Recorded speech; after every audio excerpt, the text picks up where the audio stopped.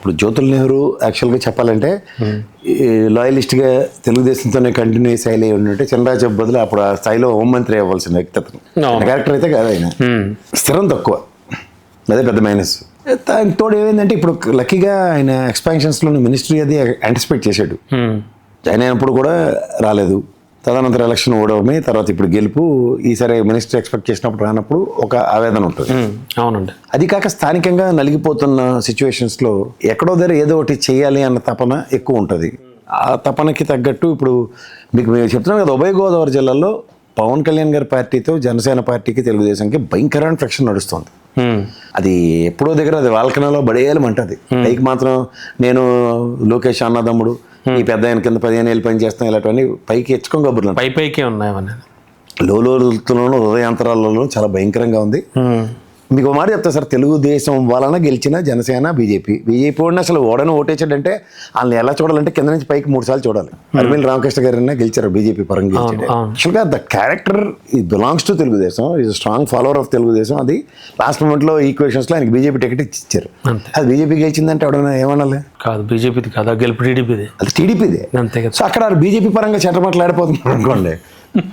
పేరుకే ఎమ్మెల్యే ఆయన. కానీ జ్యోతుల్ నెహ్రూ గారు చేసిన మరో సీరియస్ వ్యాఖ్య చూస్తే కనుక కూటమి నుంచి ఎన్నిసార్లు బయటకు రాలేదు టీడీపీ అవును అంటారు. మరి మరోవైపు చూస్తే కనుక పవన్ కళ్యాణ్ గారేమో ఖచ్చితంగా 15 ఏళ్ళు ఆయనకి దిక్కులేదు సార్, ఈయనకేం ప్రాబ్లం లేదు కదా.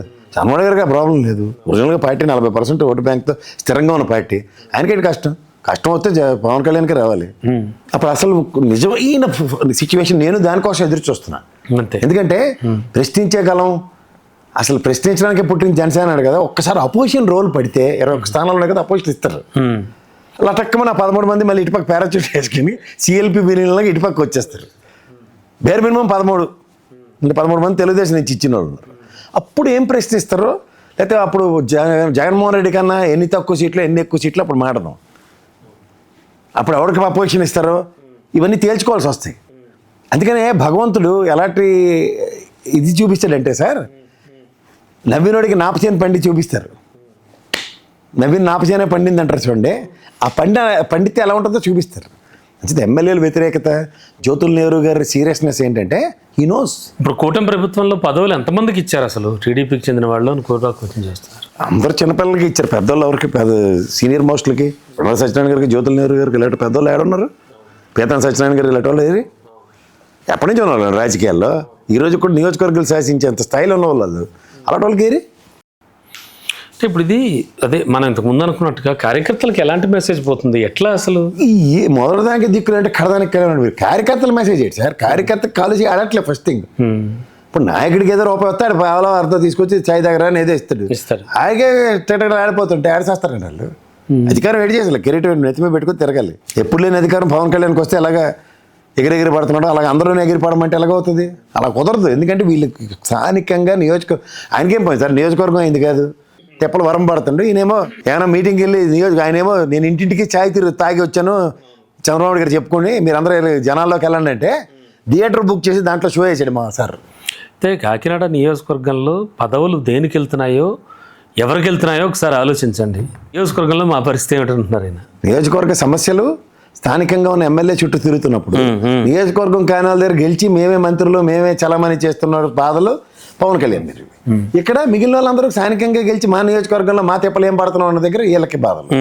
ఓవరాల్గా ఏంటంటే స్ట్రగుల్ అవుతున్న ఎమ్మెల్యేలకి ఎలా అన్నది ప్రశ్నగానే మిగులుతుంది. సార్, కాకినాడ జనసేన జిల్లా అధ్యక్షుడు తుమ్మల బాబు గారి గురించి కూడా ఈయన అన్యాపదేశంగా ఈ మాట చెప్పినట్టుగా అనిపిస్తోంది. అంటే ఆయన 2 పదవులు ఉన్నాయి ఆయనకి. అసలు పదవులు లేని వాళ్ళకి ఎలాగూ లేవు, ఉన్న వాళ్ళకి ఎన్ఐఎస్ పదవులు ఎందుకు, పైగా ఆ పార్టీకి ఎందుకు అన్నట్టుగా కూడా మాట్లాడుతున్నారు ఆయన. జ్యోతుల్ నెహ్రూ ఒకసారి వాయిస్ మాడ్యులేషన్ పెంచారు అంటే అది రావణ కాస్టే. అసలే సెంటిమెంట్ జిల్లా, తూర్పుగోదావరి జిల్లా. ఆయన కరుడుగట్టిన రాజకీయం చేసిన వ్యక్తి అండి. ఆయన తిన్న కక్కడొక్కలు ఎవరు ఎక్కువ తిని ఉంటారు. అవును, డక్కా ముక్కీలు ఖచ్చితంగా తినడా డక్కా ముక్కీలు. అవి తిన్నప్పుడు ఏమవుతాయంటే ఇనువుకి బాది ఒక షేప్ వచ్చిన తర్వాత ఆ షేప్ రావడం అంటే ఎమ్మెల్యేకి వెళ్ళడమే కదా. అంతే.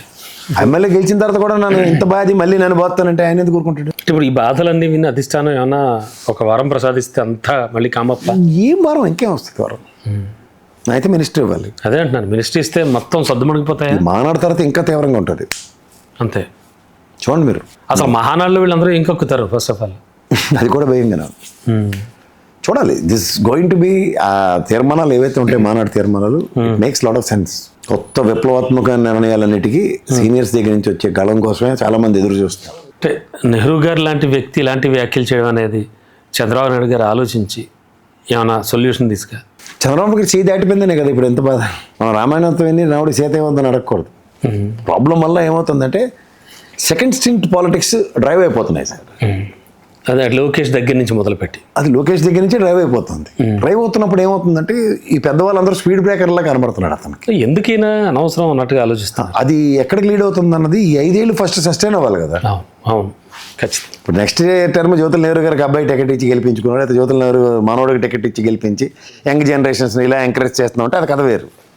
ప్రజెంట్ జ్యోతుల నెహ్రూ ఉన్నాడు కదా, ఆయన సంగతి ఏంటి? ఇందుకే లాజిక్. అవును, ఈ లాజిక్ మిస్ అయితే సార్ 1 year కూడా అవ్వకుండా ఈ స్థాయిలో ఇంతమంది బయటకు వచ్చి ఇంత ఓపెన్గా మాట్లాడే శక్తి ఎక్కడి నుంచి వస్తుంది, మాట్లాడే పవర్ ఎక్కడి నుంచి వస్తుంది, వాళ్ళ వెనక ఏమైనా ఉందా? వెనకాల పడుతున్న స్ట్రగుల్ నుంచి వస్తుంది. అంతే, స్ట్రగుల్ విల్ డెఫినెట్. ఇప్పుడు ఎప్పుడైనా సరే విప్లవం ఎప్పుడు వస్తుంది సార్? కష్టం ఫేస్ చేస్తాం, కష్టాలు ఎక్కువ ఫేస్ చేసినప్పుడు, అవును, ఆ కష్టానికి సొల్యూషన్ లేనప్పుడు, ఇవ్వనప్పుడు. సొల్యూషన్ లేనప్పుడు కాదు, సొల్యూషన్ ఉండి ఇవ్వనప్పుడే కోపం వస్తుంది వాడికి. అవును, అదే ఇది. ఒక పార్టీ మీద యాంటీ వాయిస్ ఇస్తున్నారు అంటే ఉండి అవును అన్నం పెట్టట్లేదు. సరే, కార్యకర్తల పరిస్థితి ఏంటంటే చెప్పారు మీరు. What about common people, public ఏమనుకుంటున్నారు? పబ్లిక్ గురించి ఏం ఆలోచన? వాళ్ళు ఏమీ చేయలేరు. 5 ఏళ్ళ దాకా మూసుకొని కూర్చోండి అంతే. అవును, 5 ఏళ్ళ తర్వాత ఒక్కరోజు చూపిస్తారు సినిమా. దానికోసం వెయిట్ చేయాల్సిందే ఎవడైనా సరే. ఏదైనా కూడా ఒక సీనియర్ స్థాయిలో ఉన్న వాళ్ళు ఈ స్థాయిలో మాట్లాడడం అనేది దాదాపు ఫస్ట్ టైం. 1 year లోపలనే తెలుగుదేశం హిస్టరీలో అయితే ఫస్ట్ టైం. వాళ్ళు ఏదైనా కడుపులో పెట్టుకుంటారు. ఈసారి కొంచెం వాయిస్ మాడ్యులేషన్స్ పెరిగిపోయి ఇంకా మహానాడు పెరుగుతుంది. మహానాడు తర్వాత ఉధృతం అయ్యి చేస్తే లోకల్గా అంది ఏమైనా అందట్లేదంటారా వీళ్ళకి? మెయిన్ లేకపోతే పదవులే మెయిన్ టార్గెటా? ఫస్ట్ పదవులండి. ఆస్పిరేషన్స్ ఎక్కువ ఉంటాయి. సీనియారిటీ బేసిస్లో ఆస్పిరెంట్స్కి జస్టిఫికేషన్ కానప్పుడు కళ్ళ ముందు నిన్నగాక మొన్న గెలిచినోడు మినిస్టర్ అయిపోయి, మీరు ఇందాక చెప్పారు చూడండి, తనకు సంబంధం లేనివాడు వచ్చి అక్కడ జులుం చేస్తుంటే ఇవన్నీ కొంచెం ఫ్రిక్షన్సే కదా. ఆ ఫ్రిక్షన్స్ని చిన్నవాళ్ళు తట్టుకుంటారు, ఏదైనా నాతో పాటు నువ్వు నీతో పాటు నేనని. కానీ పెద్దవాళ్ళతో అది అవ్వదు కదా. సో ఏదేమైనా కూడా ఫైనల్గా పార్టీకి చేటు తెచ్చే విషయాలే కదా ఇవన్నీ. చేయటని కాదు, టీ కప్లో తుఫాన్ అంటారు లాస్ట్కి. నేను కాంగ్రెస్ పార్టీలో చూడలేదు మనం ఎన్నో. ఫస్ట్కి సొల్యూషన్ ఉంటుంది, కానీ సొల్యూషన్ కన్నా ఈసారి అగ్రవేషన్స్ ఎక్కువ. ఆ లోపు జరిగే నష్టం జరిగిపోతుంది కదా. అంటే ఒక విధంగా చూస్తే ఇప్పుడు తెలుగుదేశం హిస్టరీ కనుక మీరు ట్రాక్ రికార్డ్ ఒకసారి చూసుకుంటే బయటపడరు, లోపటే అంతర్మదనాలు జరుగుతాయి. సైలెంట్గా ఎవడ పని అటు చేసుకుని వెళ్ళిపోతాడు. నచ్చితే నచ్చుతుంది, లేకపోతే పార్టీ పోతాడు. అంతే. కానీ ఇటు తిప్పటి తిప్పి ఇది ఎక్కడికో లీడ్ అవుతుంది అనుకోండి. అదే ఆ లీడ్ అయింది కన్సాలిడేట్ అవుతుంది. ఈ కన్సాలిడేట్ అయింది లాస్ట్ టైం చంద్రబాబు గారితోనే కన్సాలిడేట్ అయింది, రామారావు గారికి ఎగ్నెస్ట్. అవును, అవును. ఇది ఎక్కడికి లీడ్ అవుతుంది అన్నది చాలా ఇంపార్టెంట్. ఎందుకంటే బీజేపీ వాడు ఎప్పుడు అవకాశవాద రాజకీయాలకి పెట్టింది పేరు, అవును, చరిత్ర కూడా అదే. సో అలాంటప్పుడు అయినా ఇంకా 4 ఏళ్ళు ఉంది కదండి.